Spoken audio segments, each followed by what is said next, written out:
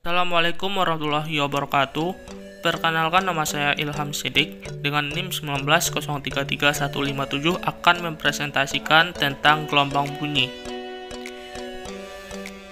Adapun kompetensi dasar, yang pertama menjelaskan faktor-faktor yang mempengaruhi cepat lambat bunyi. Kemudian yang kedua menjelaskan macam-macam gelombang bunyi. Kemudian yang ketiga menganalisis fenomena yang terjadi akibat gelombang bunyi. Untuk tujuan pembelajarannya, yang pertama, peserta didik mampu menjelaskan faktor-faktor yang mempengaruhi cepat lambat bunyi.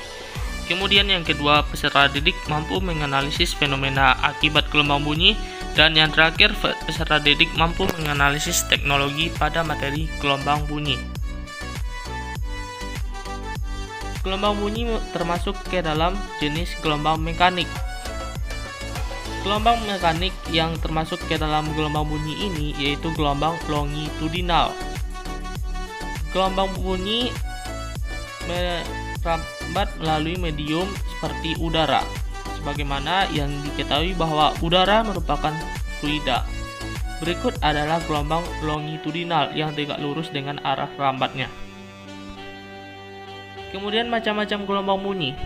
Ada infrasonik yang frekuensinya 20 Hz, itu dapat didengar oleh jangkrik dan anjing. Kemudian audiosonik yang berkisar 20-20.000 Hz yang dapat didengar oleh manusia. Dan lebih besar dari 20.000 Hz itu adalah bunyi ultrasonik yang didengar oleh lumba-lumba, paus, dan kelelawar. Faktor-faktor yang mempengaruhi gelombang bunyi, yang pertama kerapatan medium. Hubungan antara kerapatan medium dengan cepat lambat bunyi adalah berbanding terbalik. Kemudian suhu medium, semakin besar suhu maka bunyi akan semakin sulit untuk merambat. Jadi antara suhu dan bunyi itu dia berbanding terbalik.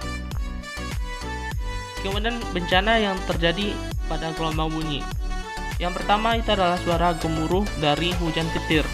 Sebagaimana bahwa sebelum terjadinya petir akan terdengar suara gemuruh yang sangat besar. Nah, ini akan memungkinkan akan menghasilkan suatu gelombang bunyi yang sangat besar. Akibat dari gelombang bunyi yang sangat besar ini akan menimbulkan suara gemuruh. Nah, dan yang harus dilakukan oleh seseorang ketika mendengarkan suara gemuruh petir adalah tetap berada di dalam rumah. Kemudian sonic bomb. Sonic bomb ini adalah suatu ledakan yang dihasilkan oleh pesawat terbang ketika melebihi kecepatan suara. Nah, jadi ketika seseorang mendengar dari bawah dan mendengar sonic bomb ini, maka orang tersebut akan kesakitan telinganya ketika mendengar ledakan tersebut. Kemudian tsunami. Tsunami merupakan suatu bencana. Nah, jadi sebelum terjadi tsunami itu akan terdengar suara gemuruh di bawah laut. Nah, jadi di bawah laut itu akan terdengar suara gemuruh yang mengakibatkan banyaknya makhluk hidup yang akan mati, terutamanya makhluk hidup laut. Nah, kemudian gunung meletus. Gunung meletus adalah salah satu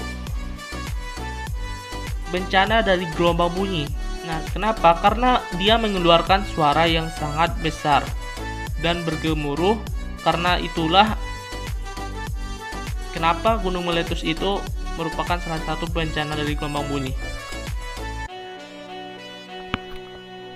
Oke. Kemudian identitas bunyi dari gunung meletus.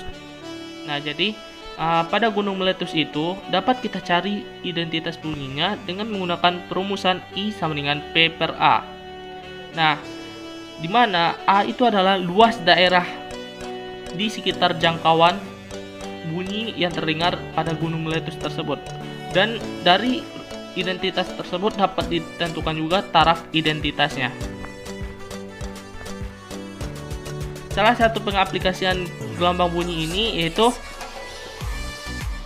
dapat dilihat seperti sonar pada kapal laut. Nah, jadi sistem sonar ini prinsip kerjanya menembakkan bunyi, lalu bunyi itu akan dipantulkan. Nah, untuk mencari berapa kedalaman laut dapat menggunakan rumus setengah VT.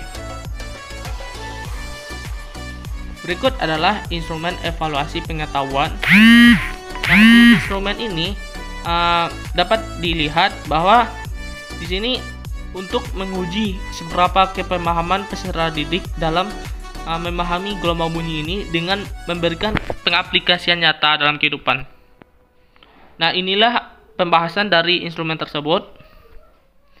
Nah, dan ini adalah instrumen evaluasi sikap. Nah, mungkin hanya sekian yang dapat saya sampaikan. Wabillahi taufiq wal hidayah.